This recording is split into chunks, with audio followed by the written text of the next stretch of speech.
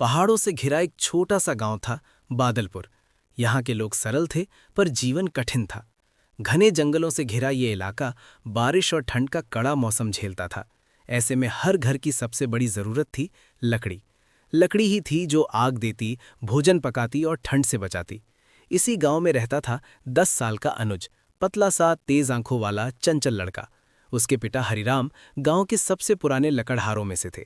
हरिराम अक्सर कहा करते, बेटा, ये जंगल हमें देता है, पर बदले में सम्मान भी मांगता है।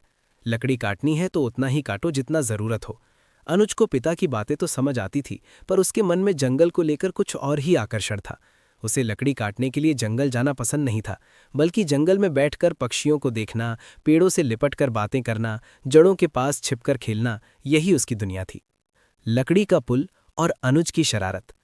गांव के बाहर एक पुरानी नदी बहती थी, जिसके ऊपर लकड़ियों को जोड़कर बनाया गया एक सकरा सा पुल था। उसे सभी लकड़ी का पुल कहते थे। बारिश के मौसम में पुल पर फिसलन इतनी बढ़ जाती कि बुजुर्ग वहां से गुजरने से डरते। लेकिन अनुज, वह तो उसी पुल पर दौड़ लगाता, उछलता कूदता और हर बार अपनी मां से डांट खाता।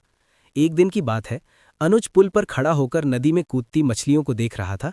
तभी उसकी नज़र पुल के दाएं किनारे पर रखी मोटी सी लकड़ी पर पड़ी। ये लकड़ी कुछ अजीब थी, काली, गोल और एकदम चमकदार, जैसे किसी ने उसे घंटों तक घिसा हो।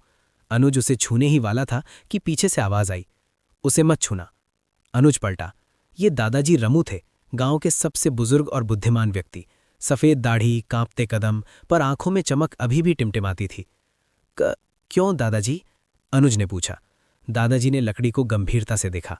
ये साधारण लकड़ी नहीं है, कहते हैं ये रक्षक वृक्ष की शाखा है।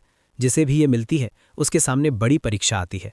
अनुज ने हंसते हुए कहा, दादाजी आप भी ना, लकड़ियों की भी परीक्षा होती है क्या? दादाजी मुस्कुराए। होती है बच्चा, प्रकृति हर किसी को परखती है, हमें भी और अपनी चीजों को भी। अनुज ने दादाजी की बात को मजाक समझकर अनसुना कर दिया। तूफान की रात। कुछ दिन बीते, मौसम अचानक बदल गया। घने बादल छा गए, ऐसी हवाएं चलीं कि घरों की छतें कांपने लगी। हरिराम ने जलावन की लकड़ियां जमा कर लीं, लेकिन अचानक लगा कि एक गट्ठा कम है। अनुज, तूने दूसरा गट्ठा देखा? नहीं बाबूजी। हरिराम ने माथे पर हाथ रखा। उसे अभी लाना जरूरी है, वरना रात गुजरना मुश्किल होगा। अनुज बोला, मैं ले आता हूं। हरिराम चौंके, तू इस तूफान में? बाबूजी, मैं बड़ा हो गया हूं। हरिराम ने ना चाहते हुए भी उसे जाने दिया, क्योंकि तूफान और बढ़ता जा रहा था। अनुज ने अपनी छोटी सी लाल टॉर्च ली और बारिश में लकड़ी के पुल की ओर दौड़ पड़ा। लकड़ी के ऊपर एक परछाई। पुल तक पहुंचते पहुंचते बारिश और तेज हो गई। हवा में ठंड कपकपाने वाली थी। पानी लकड़ियों के पुल पर ऐसे गिर रहा था जैसे कोई ड्रम बजा रहा हो। अनुज टॉर्च की रोशनी से रास्ता देख रहा था, तभी उसने वही चमकदार काली लकड़ी देखी, ठीक बीच में रखी हुई। पर इस बार लकड़ी अकेली नहीं थी, उसके पीछे कोई परछाई खड़ी थी। अनुज का दिल धक से रह गया। टॉर्च की रोशनी उस पर पड़ी और वो परछाई मानो फिसलकर नदी में उतर गई। अनुज को बस पानी की छप छप की आवाज सुनाई दी। कौन है? उसने डरते हुए पूछा। कोई जवाब नहीं आया। अनुज ने लकड़ी को हाथ में उठाया।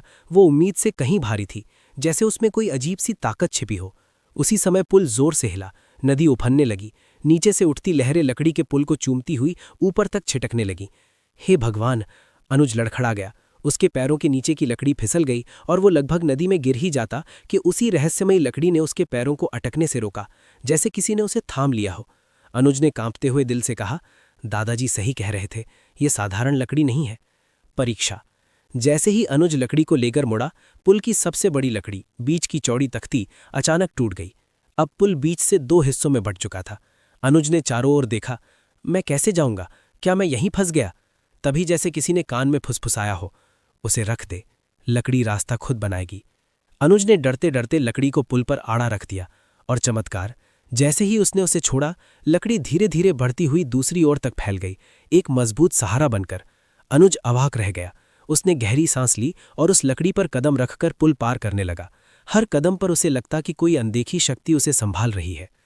बाप की आवाज और घर की गर्माहट। जब वो घर पहुंचा, उसके कपड़े भीगे हुए थे और हाथ में वो रहस्यमयी लकड़ी थी। हरिराम दौड़कर उसे गले लगा लिया। कहाँ रह गया था तू? हम तो डर ही गए थे।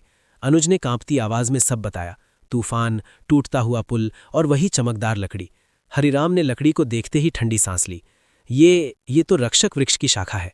मैंने इसे सालों पहले देखा था, जो बच्चा इस लकड़ी को पाता है उसके जीवन में एक बड़ी परीक्षा आती है, और वो अगर हिम्मत दिखाए तो जंगल खुद उसकी रक्षा करता है। अनुज ने कहा, तो ये मुझे क्यों मिली? हरिराम मुस्कुराए, क्योंकि तूने आज ये साबित कर दिया कि तू डर को पार कर सकता है। तूने खुद को और हमारे घर को बचाया।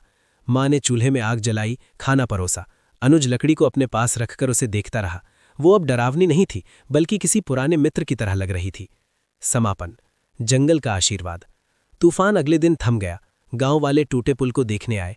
जब उन्होंने सुना कि अनुज अकेले तूफान में गया और लौट आया तो सबने उसकी बहादुरी की सराहना की। दादाजी रमू ने लकड़ी को देखकर कहा, ये अब तुम्हारी है अनुज, लेकिन याद रखना, ये लकड़ी सिर्फ ताकत नहीं देती, जिम्मेदारी भी देती है। जंगल ने तुम पर भरोसा किया है। अनुज ने लकड़ी को सीने से लगाया और मन ही मन वादा किया, वो जंगल का सम्मान करेगा, प्रकृति की रक्षा करेगा और उस भरोसे को कभी टूटने नहीं देगा। और आज भी जब बादलपुर में तूफान आता है, लोग कहते हैं, डर मत, अनुज है ना, उसके पास रक्षक लकड़ी है।